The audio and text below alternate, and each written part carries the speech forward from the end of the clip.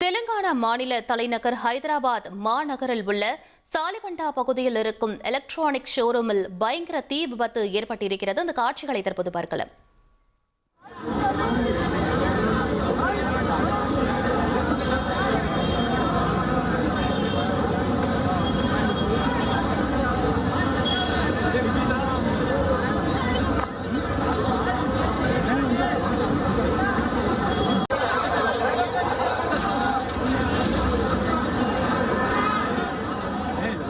இது பற்றிய மேலும் விவரங்களை எமது செய்தியாளர் சரவணன் வழங்கிட கேட்கலாம்.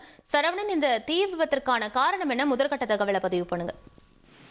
அது தெலுங்கானா மாநில தலைநகர் ஹைதராபாத் மாநகரில் உள்ள சால்பேண்டா பகுதியில் ஒரு எலக்ட்ரானிக் கடை செயல்பட்டு வருகிறது. இந்த ஷோரூமில் washing machine, TV, air conditioner போன்ற பொருட்கள் வைக்கப்பட்டு விற்பனைக்கு வைக்கப்பட்டுள்ளது. இதில் கோடிக்கணக்கான பொருட்கள் 3 அடுக்கு மாடிகளில் அடுக்கி வைக்கப்பட்டுள்ளது. இந்நிலையில் நேற்று நள்ளிரவு திடீரென இந்த ஷோரூமில் இருந்து தீப்பிடித்து எரிய ஆரம்பித்தது.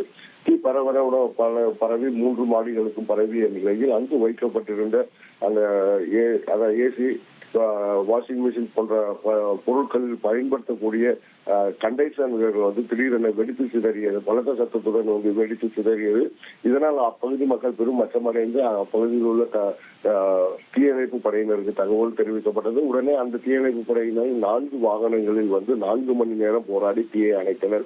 இந்த தீ விபத்து காரணமாக அப்பகுதி முழுவதும் கரும்புகை சூழப்பட்டுள்ளதால் அப்பகுதியில் உள்ள மக்கள் வெளியேற்றப்பட்டு மீண்டும் இன்று காலை தங்களுடைய சொந்த இடத்திற்கு வந்தனர். மேலும் இது குறித்து வழக்கு பதிவு செய்துள்ள போலீசார் விசாரணை நடத்தி வருகின்றனர்.